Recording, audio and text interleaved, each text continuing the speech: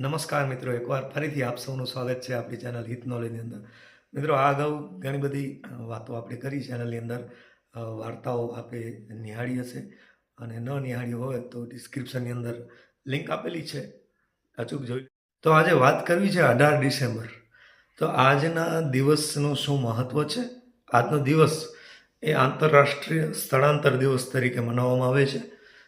એ પાછળનો શું ઉદ્દેશ્ય છે, આંતરરાષ્ટ્રીય સ્થળાંતરનો અર્થ શું થાય, વગેરે બાબતો આપણે આ વિડીયોની અંદર ચર્ચા કરીશું. વાર્તાઓ પણ આવતી રહેશે, પણ સાથે સાથે નોલેજ રિલેટેડ પણ જે કંઈ પણ મુદ્દા એટલે આપણી સમક્ષ ચોક્કસ હું આવતો રહીશ. તો આપણે જોઈએ કે આંતરરાષ્ટ્રીય સ્થળાંતર દિવસ શા માટે મનાવવામાં આવે છે અને એ પાછળના ઉદ્દેશ્ય શું વગેરે. તો મિત્રો, વાત કરીએ આંતરરાષ્ટ્રીય સ્થળાંતર દિવસ. દર વર્ષે 18 ડિસેમ્બરે ઉજવવામાં આવે છે.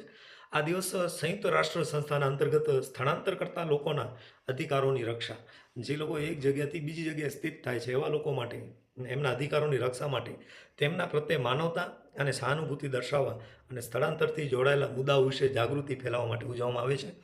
સ્થળાંતર એટલે શું? સ્થળાંતર એટલે વ્યક્તિઓ અથવા તો કોઈ પણ સમુદાય દ્વારા એક જગ્યાએથી, એક સ્થળેથી બીજા સ્થળે જઈને ત્યાં રહેવા માટેની ક્રિયા અથવા તો પ્રક્રિયા. હવે કયા કયા કારણો એ લોકોને મજબૂર કરે છે સ્થળાંતર કરવા માટે? તો આર્થિક કારણો, નોકરી કે વ્યવસાયની શોધમાં સ્થળાંતર કરતા હોય છે. ત્યારબાદ પ્રાકૃતિક આફતો જેવી કે ભૂકંપ, પૂર, દુકાળ કે કુદરતી આફતોને કારણે પણ લોકો સ્થળાંતર કરતા હોય છે.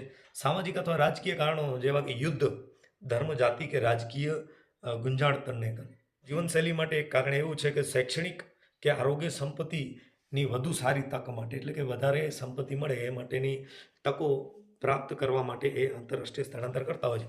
આંતરરાષ્ટ્રીય સ્થળાંતર એટલે શું? તો આંતરરાષ્ટ્રીય સ્થળાંતર એક એવી પ્રક્રિયા છે જેમાં વ્યક્તિઓ અથવા સમુદાયો તેમના મૂળ દેશ છોડીને બીજા દેશમાં વસવાટ કરવા માટે જાય છે.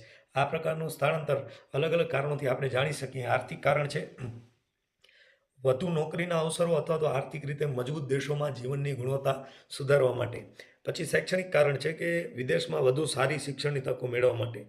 શ્રમ સ્થળાંતર, તો દક્ષતા અને શ્રમની જરૂરિયાત ધરાવતા દેશોમાં નોકરીઓ માટે લોકો સ્થળાંતર કરતા હોય છે. પછી જે પ્રવાસી સ્થળાંતર, કે યુદ્ધ, રાજકીય અત્યાચાર દેશમાં થયો હોય, ધર્મ અથવા જાતિવાદ વધી ગયો હોય તો એનાથી બચવા માટે બીજા દેશમાં ભાગી જતા હોય છે. નૈસર્ગિક આફતો, દાખલા તરીકે એ પણ આપણે જોઈએ કે કુદરતી આફતો, પૂર, ભૂકંપ કે આબોહવાની, તો આમાં સ્થાયી વસવાટ માટે જઈ શકાય છે અથવા તો કામકાજ અથવા અભ્યાસ માટે જઈ શકાય છે. આ દિવસના મુખ્ય ઉદ્દેશ્યોની વાત કરીએ મિત્રો, ઉદ્દેશ્ય શું છે? તો સ્થળાંતર કરતા લોકોના યોગદાનને માન્યતા, વિશ્વભરના દેશોના આર્થિક, સામાજિક અને સાંસ્કૃતિક વિકાસમાં સ્થળાંતર કરનાર લોકોનું મહત્વપૂર્ણ યોગદાન રહે છે. એક તો જાગૃતિ લાવી કે લોકોમાં સ્થળાંતરના સકારાત્મક અને પડકારરૂપ પાસાઓ વિશે સમજણ વધારવી. એક છે આધાર પ્રદાન, એટલે કે સ્થળાંતર કરનારા લોકોની સમસ્યાઓનો નિકાલ લાવવા માટે નીતિગત મથામણ કરવી. ત્યારબાદ આ દિવસની શરૂઆત 2000માં થઈ હતી. તો એમ મિત્રો જાણવા મળ્યું છે કે આ દિવસની શરૂઆત 2000ની સાલમાં થઈ હતી, જ્યારે UN જનરલ એસેમ્બલીએ આ દિવસને માન્યતા આપી. તો આ વર્ષે 2024ની શું થીમ છે? તો સ્થળાંતર માટે સુરક્ષિત માર્ગો અને માનવ અધિકાર સુરક્ષા.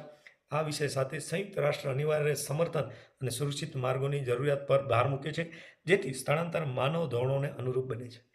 ધન્યવાદ મિત્રો. આ માહિતી આપને ઉપયોગી લાગી હોય તો વિડીયોને લાઈક કરવાનું ભૂલતા નહીં. ખૂબ આભાર.